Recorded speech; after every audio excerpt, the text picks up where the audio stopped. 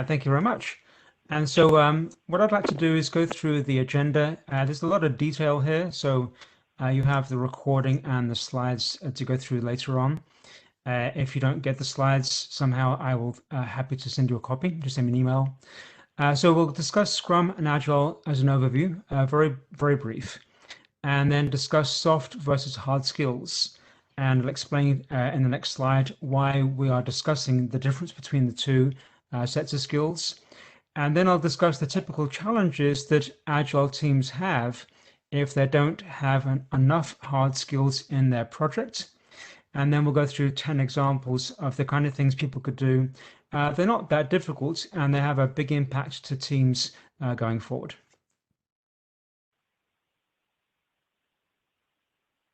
So a quick summary of Agile. Agile is the label of a group of software methodologies out there.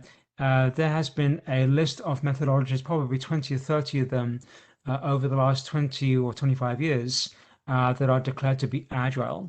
And they kind of change every couple of years. But examples you may have heard of is Scrum, Extreme Programming back in the year 2000 timeframe, Scaled Agile or SAFe.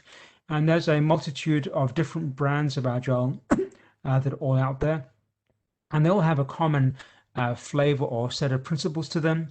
They're all based upon an iterative development. That is that you take a product or a project and break it up into more smaller pieces and get feedback on the way, both feedback on what you're building and feedback on how you're building that work. And that the team is somewhat self-organized and cross-functional. They have all the skills correctly on the team that's going to do the work. So they have access to a tester or a coder or a database person to complete the work. So Scrum, I picked Scrum as an example here because it is an example of an agile process. One that is very popular and has been popular for a long time. And I think to the credit of the Scrum authors, they have kept it very simple over the years. And actually, if you look at the Scrum guide, and you can just Google the Scrum guide, they've actually simplified it again last year and removed some of the prescription out of it. So I think it's one of the closer brands of Agile that kind of really meets Agile without all of the complications. Similarly, in contrast, a process like Scaled Agile or SAFe is, again, Agile, but it has a lot of bells and whistles added to it. That makes it a bit more complicated to read and understand. They have the same principles, but I picked Scrum here as a simple way to describe Agile. So if you look at the manifesto, I put this in quotes here because it is directly off the manifesto page. This is again back in the year 2001, where they were basically moving between off a waterfall focus in industry to an Agile focus. And the manifesto is a set of principles to consider when doing that. And so if we talk about individuals' interactions over processes and tools, they're saying that the things in green on the left are more valuable than the things on the right. And if you could take that one particular way, you could end up focusing solely on the left, part of the principles here, and actually miss out on some of the benefits that actually could arise on the right. I think one of the reasons people have focused this way is because if the things in the blue on the right-hand side of the manifesto are done so poorly, or they became so problematic, then people were willing and eager to run away from them and do the things on the left. So I think the manifesto is a good set of principles. The question is to what level do we interpret them? And do we kind of fill in some of the gaps with other practices?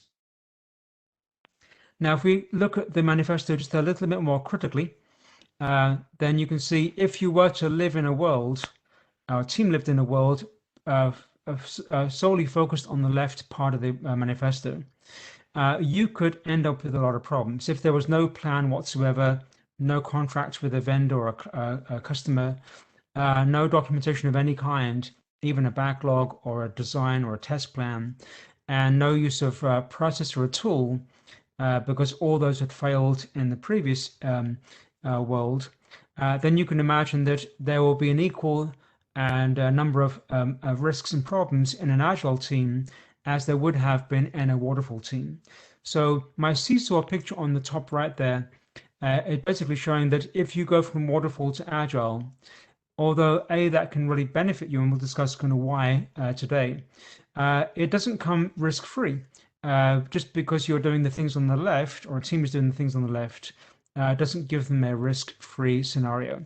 And so part of this presentation is to recognize, what we could add to the basic agile process to mitigate some of those problems and make that kind of risk box smaller. But actually, it's also to avoid going back to waterfall. There are easy ways to avoid waterfall by changing the way you're going to do the work in Agile. So when we may shift the red boxes around a little bit, but we're not going to shift them so far to the right and go back to kind of where we were before. So a quick definition of Scrum. Again, I picked Scrum as an interpretation of Agile, make it very simple. And we have a backlog, which is the requirements or the work not done yet.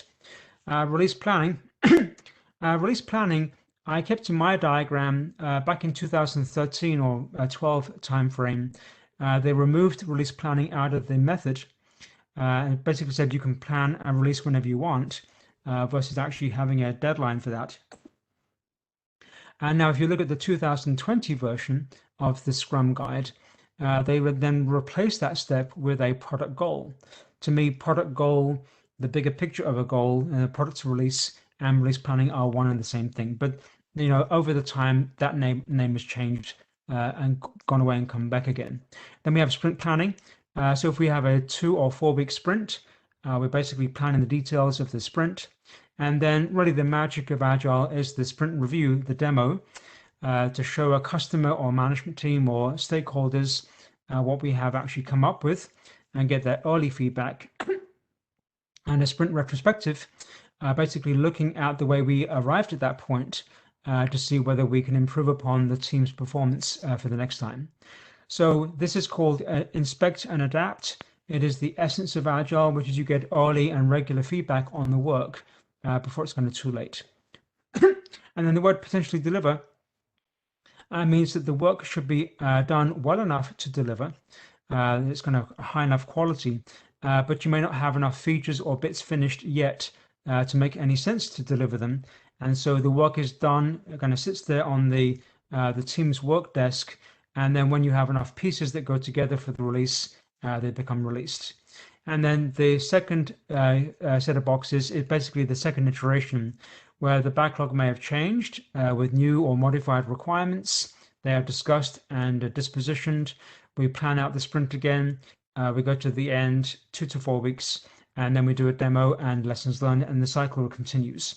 So any Agile approach, whether Scrum or another brand of Agile, will have the same essence of it, of planning work out, breaking it into chunks, doing a feedback loop, and then repeating the cycle for the next chunk of work. Hi there, I hope you enjoyed that last clip. My name is Michael Maludis, and if you'd like to watch the full 60 minutes of that last webcast, while also gaining complete unlimited access to our entire library of IT learning, simply visit our subscribe page at greatpro.org/subscribe. Unlimited annual access is $199 per year, but if you use the coupon code LEARN to earn, you can drop that membership fee to just $149.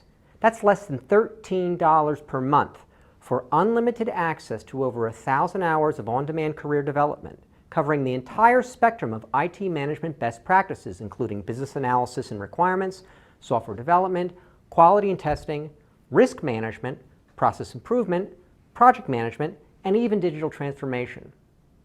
But your membership doesn't just give you unlimited access to our vast learning library. You also get free access to our mobile app, as well as direct access to our network of over 300 of the world's leading IT consultants, all of whom are dedicated to putting practical knowledge at your fingertips so that you can learn more and earn more. I hope you will join me in becoming a member of the Great IT Professional and advancing your career with us. And if you're on YouTube, don't forget to hit that subscribe button above so that you get notified whenever we publish new free webcasts each week of the year. Thank you for your time and best wishes for your continued success.